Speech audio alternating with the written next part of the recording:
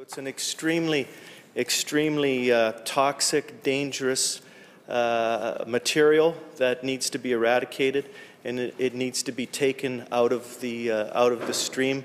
Modern technology has certainly replaced asbestos with other formulas that are equally as good in fire retardant and fire prevention, and that's the direction that we need to go. So many workers in industry then and today are still being exposed to it. Some by accident will come by asbestos, not understanding that it's asbestos, and will be exposed to it. A lot of workplaces have been tested and have been found to have high degrees of asbestos in there because of insulation that has broken loose and broken open, and the particulates will float through the air.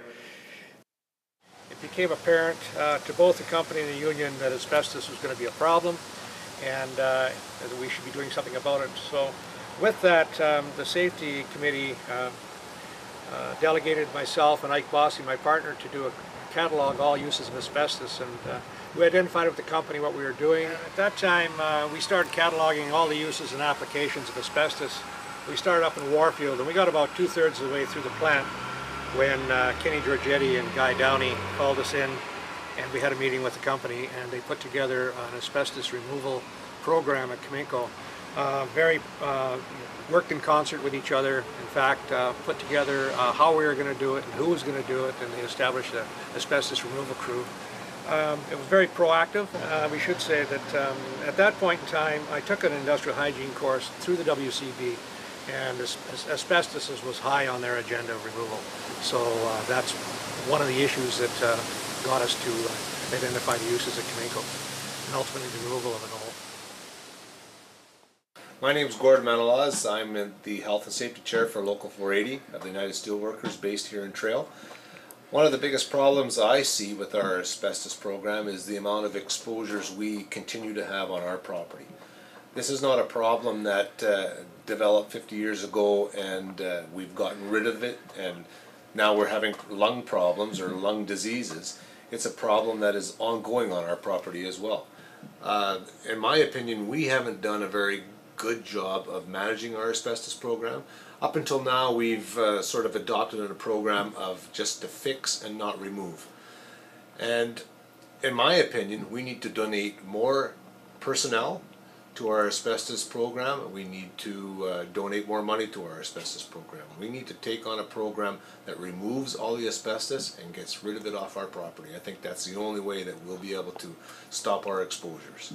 We've had upwards of 50 exposures so far this year due to asbestos. It is not a problem that's going to go away. So I hope that this company will realize that it's a serious problem, not only with pensioners of the past, but for current employees. And our current employees with these asbestos exposures are going to have significant problems somewhere down the line.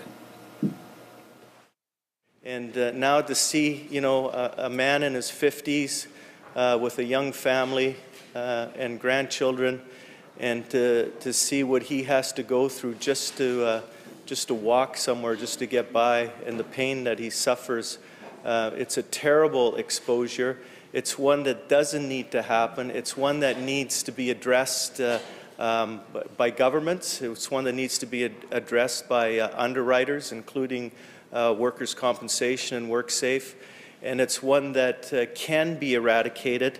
It takes an effort. It's going to cost some money, but at the end of the day, the cost to humanity and the cost to society on just the quality of life that you're going to give to people who should be gardening and playing with their grandchildren, and instead they're debilitated, they can't breathe, they're coughing, they're bringing up fluids, including blood from their lungs, and it's a very sad exposure to the families and to the people themselves and to the grandchildren that no longer have the quality of life with their grandparents because of it.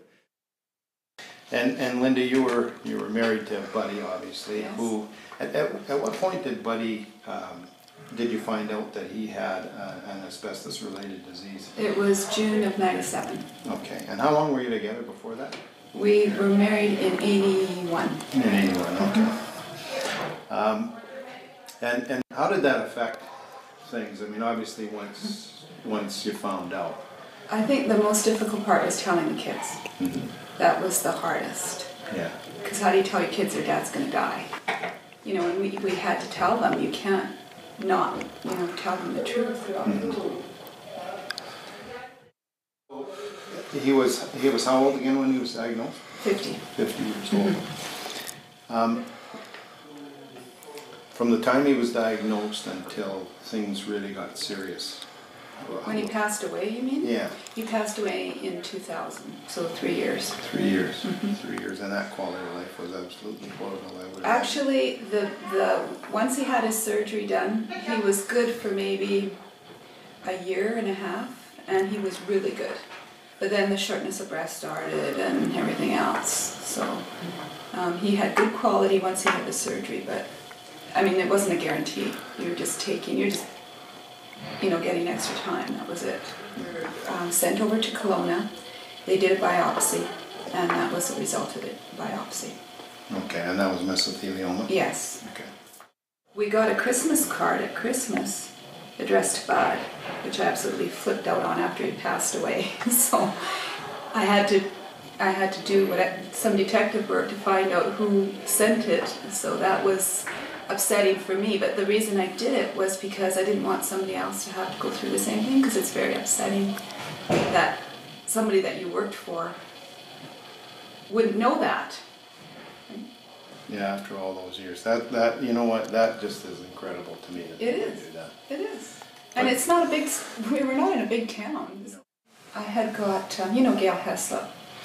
She came with me when we had to sign papers and everything to Cominco, and one of the papers was that I had to sign was saying that Cominco was not responsible for what had happened to him. And I looked at them and I said, "You gotta be kidding me. I have to sign that piece of paper saying that you guys didn't do this? I would not sign." They said, "Well, then we have to hold his last paycheck." I said, "You can have his last paycheck, I don't care. But I will not sign that piece of paper."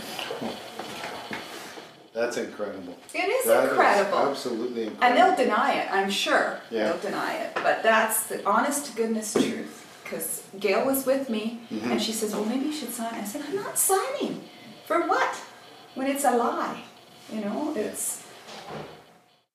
You know, Yeah. like, I mean, these are good people. Yeah. They worked hard for the company to get it where it is now, and you're just abandoning them. Yeah. I just don't get it. I don't get how they're